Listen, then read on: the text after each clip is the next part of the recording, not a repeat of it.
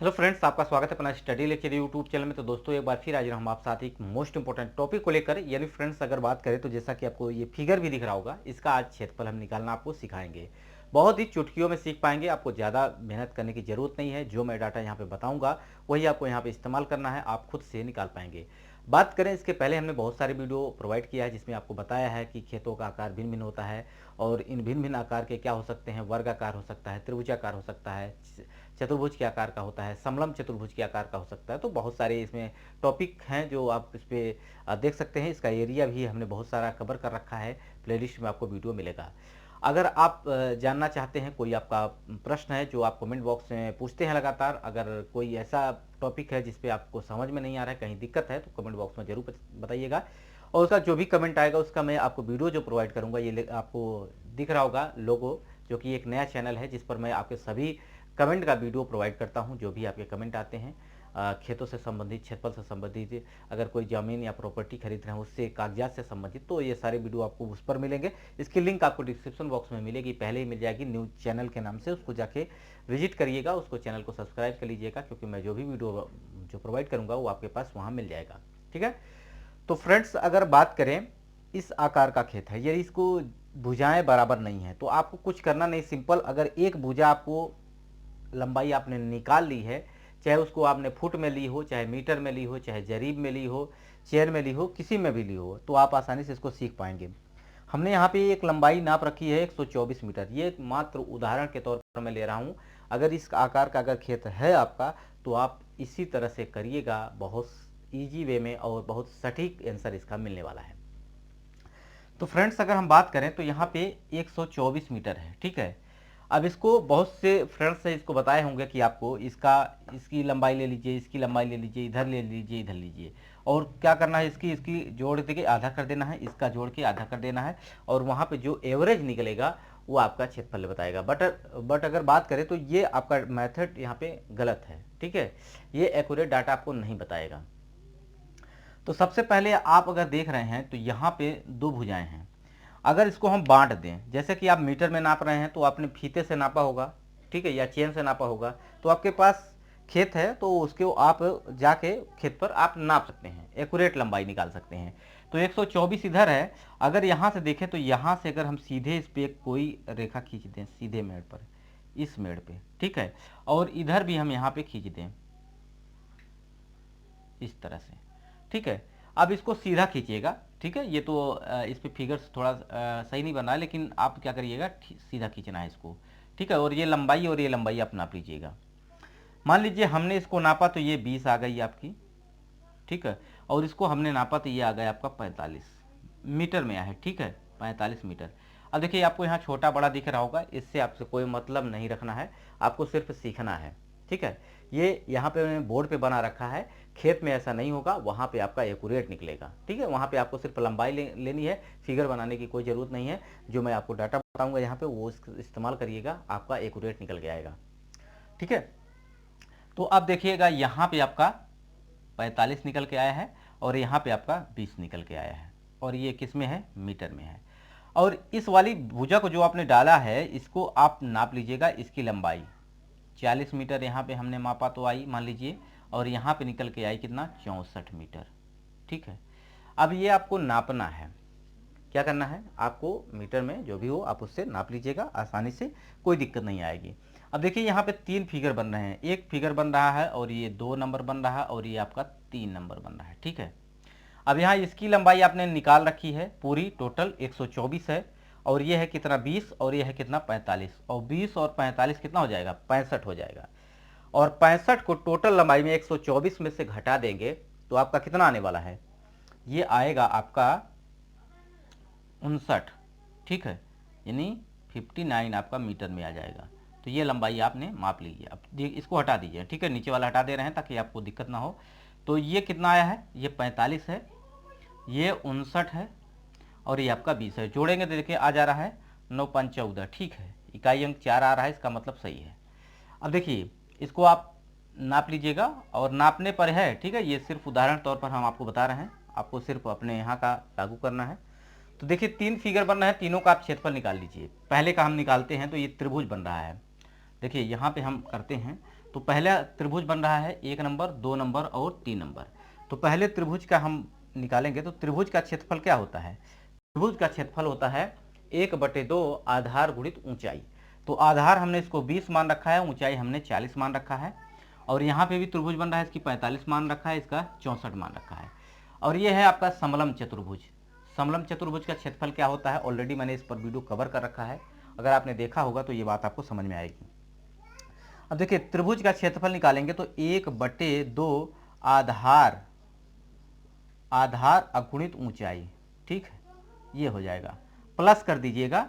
और समलम चतुर्भुज क्या? समलम चतुर्भुज का फार्मूला होता है 1/2 समांतर भुजाओं का योग। तो समांतर दो भुजाएं हैं, ये 40 है और ये है आपका 64, क्योंकि ये सीधी हैं, लंबवत हैं, ये और ये समांतर नहीं है।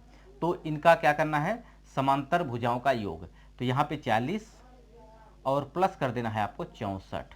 अगुणित होता है फार्मूले में ऊंचाई, तो ऊंचाई कितनी है 59, तो यहाँ पे आप लिख दीजिएगा और प्लस, ठीक है। अब ये है आपका त्रिभुज तीसरे नंबर का, तो इसका आधार हो जाएगा 45, जो कि 1/2 में लिखना है 45, अब प्लस सॉरी गुणा हो जाएगा यहाँ पे नहीं, और ये हो जाएगा 64, ठीक। अब यहाँ पे हमने क्या मान रखा है 20, तो इसकी जगह भी रख देते हैं। तो फार्मूले का जो कि मान पूरा तरह से फिट हो जाएगा। 1/2 इंटू हो जाएगा ये आपका 20 और ये हो जाए गुणित में हो जाएगा आपका कितना 40। अब 2 से इसको काटते हैं तो ये आपका कितना आ जाएगा 10, यानी इसका मान आ जाएगा आपका 400 आ जाएगा प्लस। अब इसको जोड़ते हैं तो देखिए ये है आपका 64 और ये है आपका 40, तो ये हो जाएगा 104। 104 को अगर 2 से भाग करते हैं तो कितना आ जाएगा 52, ठीक है, 52 दूना 104, तो ये आपका 52 आ जाएगा। और गुणित आपका कितना है 59, तो ये 59 आप लिख दीजिएगा, प्लस करना है। अब 2 से काटेंगे ये कितना आ जाएगा 32, 64 का था 32, यानी 45 गुणित हो जाएगा आपका 32। अब ये 400 है, इसका सिंपली आपको गुणा कर लेना है 52 का और 59 का। ये आप जो भी डाटा इस्तेमाल करें इसको आपको क्या करना है कैलकुलेटर में इस्तेमाल करिएगा। कैलकुलेटर में रहेगा पूरा डाटा एक्यूरेट आएगा, कहीं गलत नहीं होगा। तो कैलकुलेटर आपके मोबाइल में होगा, जिस मोबाइल में आप देख रहे हैं इसमें भी होगा, तो आप इसका इस्तेमाल कर सकते हैं। अब देखिए इन दोनों का क्या करना है गुणा कर देना है। अब गुणा करने के बाद इसकी वैल्यू कितनी निकल के आएगी, सिंपली आपकी जो कि निकल के आएगी 30 और ये आ जाएगा 68, ठीक डायरेक्ट। और प्लस इसका करेंगे तो इसका कितना आ जाएगा 5 दूनी 10, यानी आ जाएगा 1400, कितना आ जाएगा ये 40, ठीक, कितना आ जाएगा 1440। और प्लस यहाँ पे कितना है 400, इसको आपको जोड़ लेना है। तो यहाँ से टोटल जोड़ेंगे तो आपका कितना निकल के आएगा, जोड़ लीजिएगा।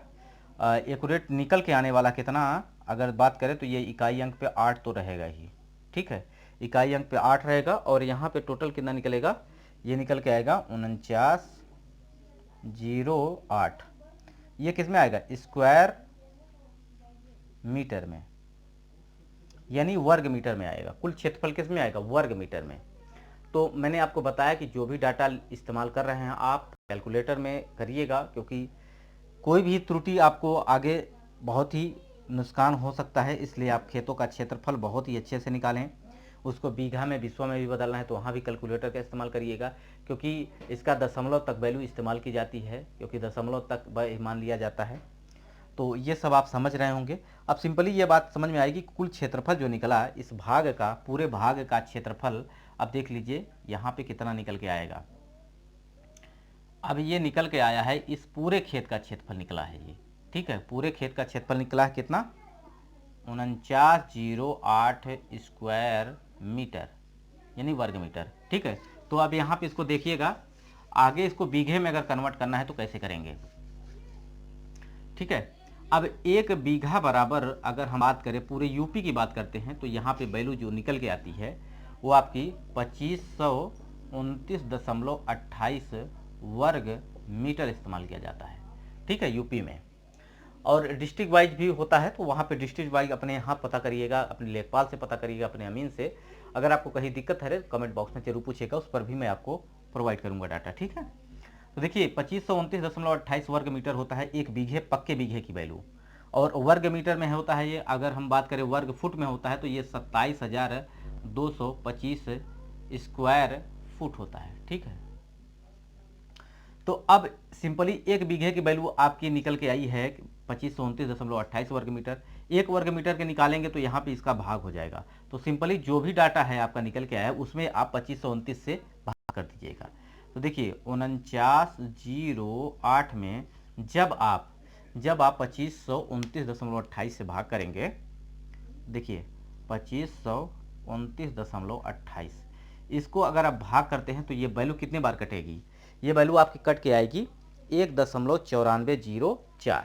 ठीक है, तो यहाँ से वैल्यू निकल के आएगी 1.94047।